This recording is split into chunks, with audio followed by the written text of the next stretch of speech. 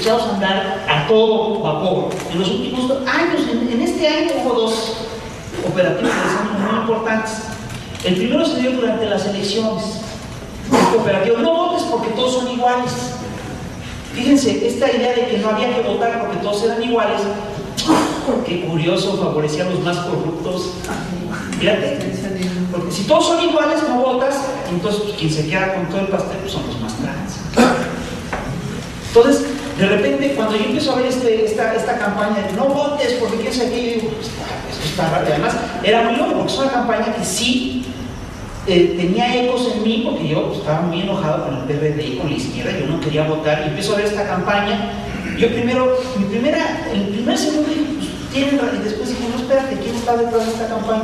Y resulta que detrás de esta campaña estaba un operador de Calderón, un primo de Calderón, un exoperador un primo de Calderón, que radica en Puebla, y un operador de Fox. Entonces, ¿a quién beneficiaba esta campaña? Beneficiaba al PAN. Y estaba dirigida a desanimar a la gente de izquierda, que es más crítica, retomaban, se ve que agarraron un grupo focal, tomaron a gente que dice, no, yo no quiero votar, vamos a hacer una campaña sobre esto, y la hicieron. Y otro operativo de desánimo muy claro es el caso de Iztapalapa. Vean el caso de Iztapalapa, es un caso increíble. Es decir, este gobierno, no solamente el PAN, que decía que era muy democrático, ha resultado terrible, porque este gobierno no solamente hace fraude en las elecciones federales, sino en las elecciones internas de los partidos, ¿no? Cuando se dio la elección interna del PRD, al día siguiente en todos los diarios salió que había ganado Encinas. Y sin embargo, empezó la campaña y al cabo de un rato Jesús Ortega mete un pleito en el IFE al mismo IFE que él había desconocido unos meses antes, y el IFE le da el triunfo a Jesús Ortega. Eso implica que el partido en el poder se mete en los partidos de oposición, se mete en la vida interna y decide quiénes son sus candidatos. Esto es una barbaridad, esto es parte de un operativo de desánimo. Y en Iztapalapa lo vimos. Para la gente fue un pleito organizarse en los 90, sacar al PRI de Iztapalapa y poner a la oposición. Y entonces compraron a René Arce y compraron a toda esta gente, los corrompieron.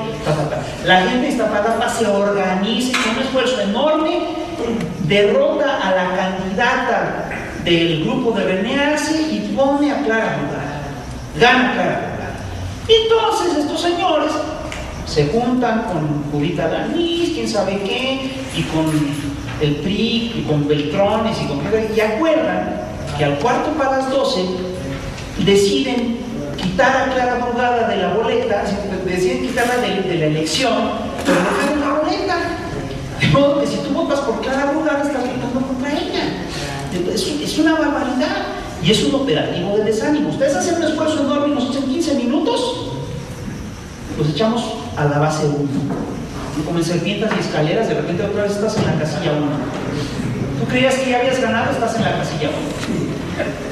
Se hace la campaña, se sale la idea de que sea Juanito el reemplazo, que quién sabe que se hace la campaña, ¡gana Juanito!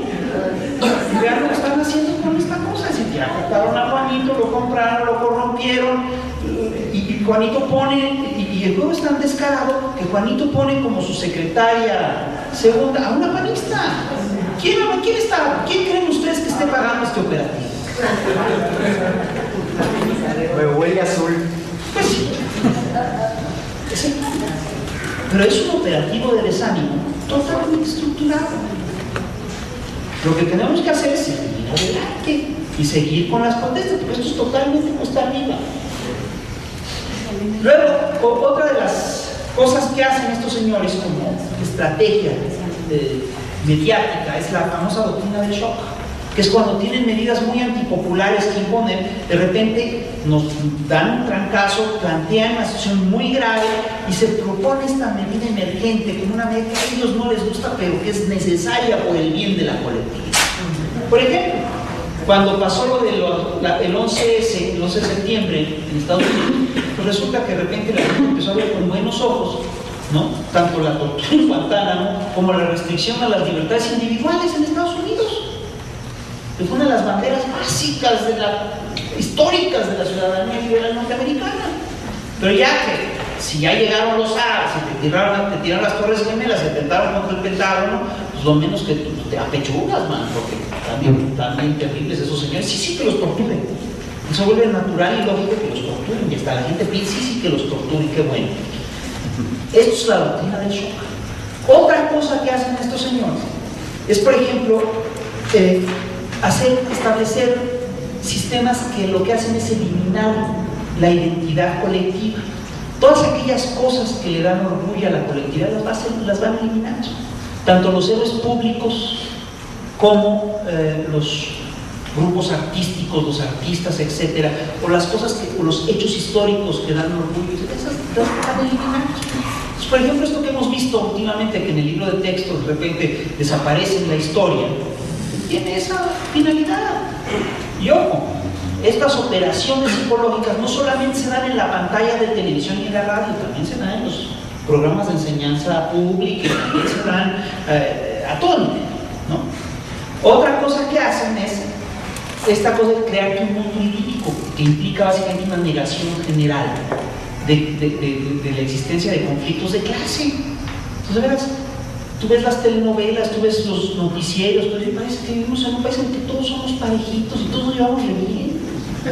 Y aparece los ricos y pobres, y todos se llevan bien. Los pobres son pobres, pero son folclóricos. Y los ricos, bueno, los ricos también tienen sus cosas, tienen sus valores, y habrá algunos pues, más voraces, pero son gente buena, ¿no? Entonces, es una cosa muy loca, porque esto evidentemente lo que hace es que te oculta la realidad y te promueve una idea totalmente ficticia de paz y armonía, que no existe. Pues tú ves la televisión, quedas bien tranquilo. Todas estas operaciones psicológicas y mediáticas le sirven básicamente a las oligarquías nacionales y a los Estados Unidos y a las oligarquías de Estados Unidos, y han sido claves para el derrocamiento de líderes verdaderamente populares. Estas campañas mediáticas han precedido el derrocamiento de líderes populares como Mossadegh en Irán, Jacobo Arbenz en Guatemala, Eliezer Gaitán en Colombia, Salvador Allende en Chile, Omar Torrijos en Panamá, ¿no? Mel Zelada en Honduras, ¿no? El caso de Honduras es como muy claro. Y también, por supuesto, sirve para hacer campañas en contra de dirigentes políticos populares. Nos lo vimos en el caso de López Obrador aquí, ¿no? De repente resulta que López Obrador pues, era un peligro para México. A partir de eso pues, se promueve el miedo, se promueve el odio, se busca la eliminación y todo lo que ustedes saben. Entre las tácticas básicas de las operaciones psicológicas tenemos, entre muchas otras, voy a enumerar nada más las que yo creo que son más comunes, más recurrentes, más importantes. La repetición. La primera es la repetición. Una mentira 1000 veces repetida hace que a la larga mucha gente crea que es cierto. Y esta técnica se basa en aquella vieja máxima española que dice: calumnia que algo queda, ¿no? Si tú calumnias a una persona así consistentemente, a la larga la gente dice: bueno, pues por algo hablarán tan mal de él. No es que Televisa tenga intereses detrás, sino que él ha de tener también lo suyo. Esto lo hemos visto una y otra vez. Y por eso los spots publicitarios no pasan una vez, sino que cuando hacen una campaña de difamación te bombardean en la radio y en la televisión con ella. Yo no veo televisión, pero de repente voy en el taxi con el pecero y empiezan la Comisión Federal de Electricidad, la gran empresa, y qué bueno que se acabó con los jueces. Es una campaña en forma. Están repitiendo la mentira sistemáticamente para que de repente te topes con una señora, o el otro día me topo con un taxista, ¿no? Que me dice: oiga, le dije: oye, pues ahí hoy hay plantón de la gente. Y dice: sí, dice, después de todo lo que han hecho estos señores y todavía hacen plantones, pero bueno, oiga, dígame usted, ¿y qué han hecho? ¿Y qué han hecho? Y se nos queda callado un largo rato, entonces se voltea, dice: ¿cómo? ¿Usted no sabe? Le dije: no, mire, yo sí sé, yo soy periodista, pero usted dígame qué han hecho. Bueno, pues la verdad no sé. Yo ya le dije, ya platicamos. No, bueno, la cosa cambió. Pero sí, con estos spots logran infundir esto. Mira, cuando estaba la campaña del 2006, yo me topé con una tía que yo tengo y la pienso. Esta tía es buena persona, es una gente que siempre había votado por la izquierda, etcétera, que además se dice gente de izquierda. Y me dice, mira, yo esta vez no voy a votar por eso. ¿Por qué? No, es que me da miedo. Y bueno, ¿y por qué te da miedo? No sé, pero me da mucho miedo. No, pero a ver, dime, ¿por qué te da miedo? No sé. Y el problema que tenemos con estas campañas es que como tocan cosas irracionales, es muy difícil discutir con ella. Yo ¿cómo le discuto a mi tía que es una pendeja por tener miedo? Ella está negando por tener miedo. ¿No? Ella tiene miedo. Y eso ya es irracional. Es una discusión que se hace en una esfera totalmente irracional. No hay cómo discutir. Y estas campañas las maneja muy bien la derecha. Mussolini las manejaba maravillosamente bien. Goebbels era un genio para estas cosas. No importaba que tuvieran razón o no, si fuera verdad o no lo que ellos estaban diciendo. Lo importante es que tú tuvieras miedo. Entonces, es una situación muy complicada y muy delicada. Porque rompe, en todas las cosas, con la posibilidad de discusión, siquiera. ¿No? Otra operación que es muy clara es, les decía yo, la construcción de realidades mediáticas. Porque de repente tú tienes que hay una cosa aquí, que hay un problema muy serio, pero la realidad mediática te dice que no pasa nada. Y estas realidades mediáticas se aplican de muchas maneras. Por ejemplo, hoy en día tú prendes la televisión abierta y no vas a escuchar una sola mención de algo que haga López Obrador. Te lo desaparecen de la pantalla. Y mucha gente que simpatiza con él, ¿no? De repente dice, también que iba, pero desapareció. Y no es que haya desaparecido, ahí está, y el otro día llegamos el Zócalo, ¿no? Pero la televisión te hace creer que no está. Es un acto de prestigificación, de repente desapareció ese. Eso es una realidad mediática. Y del mismo modo, como te quitan a un señor, te ponen a otro. De repente Peña Nieto, cuidado, porque ese sí es un politicazo. Dices, bueno, ¿cuáles son los grandes logros políticos de Peña Nieto? No, pero qué buen copete tiene y se va a besar por la cabeza. Es una construcción de una realidad mediática. ¿No?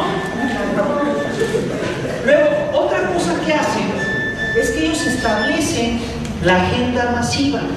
Tienen tal poder de difusión y de penetración que los grandes consorcios televisivos establecen qué es lo que es noticia y qué es lo que no es noticia. Entonces, por ejemplo, tú tienes que solo son noticias las cosas que les interesan a los grandes consorcios. Las cosas que nos interesan a nosotros, esas ni por razón aparecen. Entonces, de repente tú dices, bueno, yo quiero ver. Ahora sí, si tú prendes la televisión, ¿no? Por ejemplo, el otro día que se da lo de la marcha del ESME, Marcelo Ebrard decidió quitar la feria del libro, ¿no? Del Zócalo. Yo prendo la televisión, la vi de pasada, y oigo que hay una batería de intelectuales enfurecidos porque están quitando la feria del libro del Zócalo. Espérate. O sea, acaban de despedir a 44,000 trabajadores, a 50 y tantos mil trabajadores, liquidaron una empresa, ponen en riesgo la soberanía nacional en materia de electricidad, y el tema es que van a quitar la feria del libro del Zócalo. Pecado. Eso es la imposición de una agenda masiva, porque además ellos lo establecen y tienen el poder suficiente para que le sigamos, ¿no? Y quiero decirles una cosa, no sé si ustedes recuerdan que en la guerra del Golfo, hace ya muchos años, se hizo una encuesta, la cadena esta CNN cubría en vivo la información que se daba y tal, y hacían cosas fantásticas. De repente se inventaron el rescate de una soldada ahí en un hospital, hicieron una estadística muy curiosa en la cual resultaba que la gente que más veía CNN, que más veía el conflicto de Afganistán cubierto por CNN, estaba menos enterada del conflicto de Afganistán que aquellos que no veían la televisión y leían periódicos. ¿Por qué? Porque la televisión es un aparato de engaño y sirve